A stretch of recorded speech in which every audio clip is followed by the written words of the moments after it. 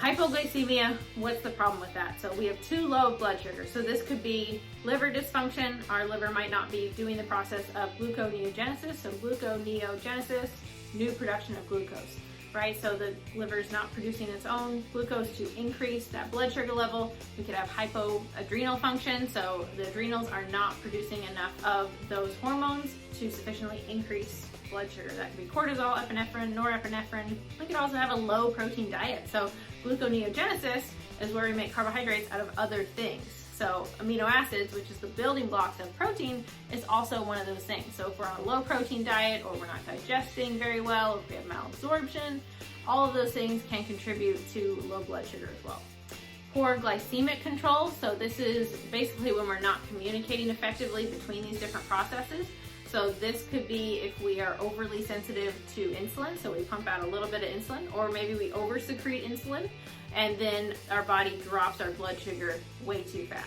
Reactive hypoglycemia, so this can happen when someone is eating a very highly refined carbohydrate diet, and so those carbohydrates generally don't have a lot of fiber, maybe they're not eating enough protein or healthy fats, and so that blood sugar spikes and then it drops really fast, hence you get a blood sugar crash. And then hypothyroidism as well. Even if it's not necessarily flagged on a blood test, the thyroid still plays an important role in signaling gluconeogenesis. So it's telling the liver, hey, blood sugar is low, we need to increase it from within our body, not just from outside food.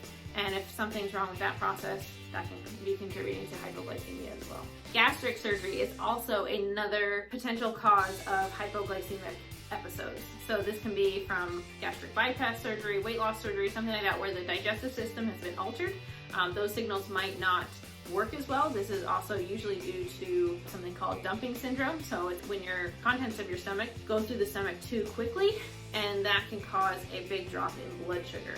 So some tips on how to prevent sugar crashes. So the American Diabetes Association has a rule called the 15-15 rule, and this is if your blood sugar is significantly lower than 70 milligrams per deciliter, they recommend consuming 15 grams of carbohydrates until your blood sugar is well over 70 milligrams per deciliter, preferably a little bit higher. And they don't recommend exercising unless you have a blood sugar that is 100 milligrams per deciliter, if not a little bit higher. Another tip is to try avoiding caffeine and alcohol. So caffeine can work by increasing the level at which we feel these symptoms of hypoglycemia.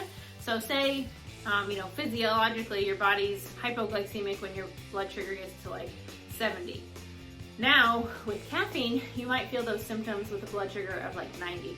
So it kind of almost increases the intensity or the sensitivity to that. And so avoiding caffeine might be a good idea, good trial. Avoiding alcohol, and this is because of the sugar content. It might cause your blood sugar to rise quickly and then drop quickly. Another tip would be trying an elimination diet. There has been some cases recorded of reactive hypoglycemia in response to consuming allergenic foods such as gluten or dairy. Another tip is going to be having balanced meals, so making sure that we have protein, and those are also going to, if we properly digest those proteins and we get those amino acids, can also be used during gluconeogenesis to increase blood sugar on our own. And then this one I thought was really interesting. So trying fasted workouts. If you are someone who struggles to exercise due to low blood sugar, now this is definitely, I will preface this is something that you need to try with snacks on hand, preferably not alone, so your blood sugar doesn't drop suddenly. But the reason, and I thought this was super interesting, the reason fasted workouts might be beneficial is because when you are in a fasted state, say working out in the morning, you've had no carbohydrates, no food for, 10, 12 hours, whenever your last meal was, there's no insulin in circulation. So if you're secreting too much insulin in the reaction to ingesting carbohydrates, or if you are overly sensitive to insulin, this might be something that works really well for you. Again, this would be really useful if you can get blood work like C-peptide, which is a surrogate marker for how much insulin is in secretion or in circulation. And then you can kind of determine things that way. Also, it's a lot easier to manage because if those fasted workouts work for you, then it's naturally followed by breakfast really soon afterwards generally. So it's a lot less micromanaging and simply just having a normal balanced breakfast after you work out. Another thing with working out and hypoglycemia is supplementing with an intra-workout carb.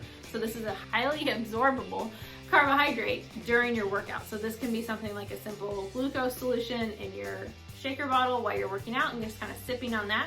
Again, it's kind of dependent on your exercise, how sensitive you are to glucose and insulin and all that kind of, your particular picture. But that could be something that's really useful, especially during endurance exercise when your training sessions are, an hour or 2 hours or more long. You're going to need to supplement with some glucose and sugar and carbohydrates that are going to keep your blood sugar up. That might take some tinkering because you need to find a solution and a concentration that doesn't cause gastric upset.